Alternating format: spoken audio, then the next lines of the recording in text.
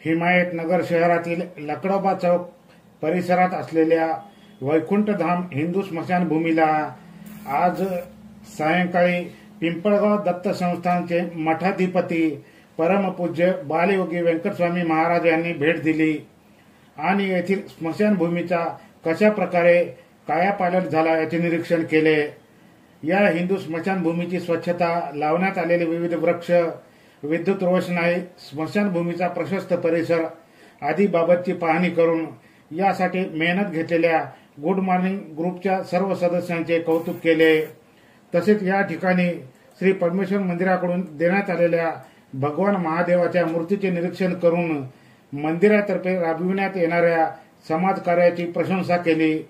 तसेच यापुढे स्मशानभूमीत येणाऱ्या सर्वांना प्रसन्न वाटावे म्हणून येथे बसण्यासाठी भव्य शेड आणि इतर सोयी सुविधा उपलब्ध करण्यासाठी मेहनत घ्यावी आणि काम करावे अशा सूचना व आशीर्वाद स्मशानभूमी विकास समितीच्या उपस्थित सदस्यांना दिल्या।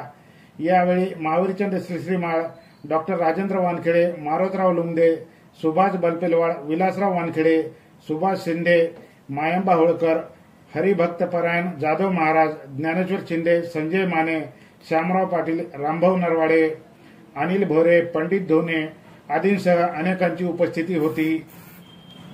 ही स्मशानभूमी हिमायतनगरमधली अतिशय चांगल्या तऱ्हेचं काम आहे। याचं झाडं लावून सुशोभीकरण केलेलं आहे इथल्या समिती लोकांनी। योगाची जी समिती आहे रोज नित्यनेमानं आणि इथले सरपंच, कार्यकर्ते सर्व लक्ष ठेवून आहेत। तर अजून याच्यामध्ये बरीच काही प्रगती व्हावी, मोठं शेड मारावं, बसायला पाणी पाऊस असं त्या पिरियडमध्ये, उन्हाच्या पिरियडमध्ये एक मोठं शेड मारून बसण्यासाठी स्टेडियमसारख्या टप्प्याटप्प्यानं पायऱ्या करून बसण्याची व्यवस्था करावी। ना आता जे आहे सुशोभीकरण, एवढं सुशोभीकरण कुठे बघायला मिळत नाही, पण हिमायतनगरमध्ये तुमच्या सर्वांच्या सहकार्यातून, वैयक्तिक निधीतून सर्वांनी परिश्रम घेऊन ही स्मशान अतिशय सुंदर केलेली आहे।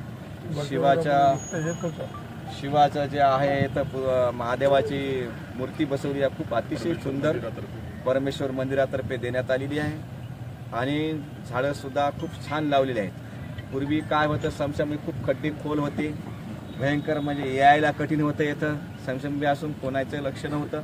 पण आता सकाळच्या योगा समितीनं खूप लक्ष दिलं आणि त्यांना सर्वांचं सहकार्य लाभलं, सरपंच सहकार्य लाभलं, महावीर साहेब, आमदार साहेबांना निधी दिला, अजून निधी मिळेल, तुम्हाला प्रयत्न करा तर मला अजून निधी मिळेल असं सुशोभीकरणाच्या भाव की बस आले की तर माणसाला विश्रांती मिळावं। का तर माणसाचं हे शेवटचं स्थान आहे, सर्वांना ही जागा माणसाला काहीतरी प्रेरणा देऊन जाते अशी ही स्मशानभूमी आहे। स्मशानभूमी अनेक साधू संत सुद्धा साधना तपश्चर्या करतात। भगवंता शिवाचं हे खूप मोठं साधनेचं ठिकाण आहे, म्हणून आज मला इथून खूप आनंद वाटला, लोकांमध्ये उल्हास वाटला। या श्रावण मासा निमित्तानं स्मशानभूमीला भेट देण्यामध्ये मला खूप आनंद वाटला। मी पहिलीच वेळ आलो पण स्मशानभूमी सुद्धा, पण मला बघून खूप आनंद वाटला। लक्षात सर्वांना आशीर्वाद, खूप छान उत्तरोत्तर स्मशानभूमीची प्रगती व्हावी असा मंगलमय सर्वांना आशीर्वाद देऊन 4 शब्द संपले।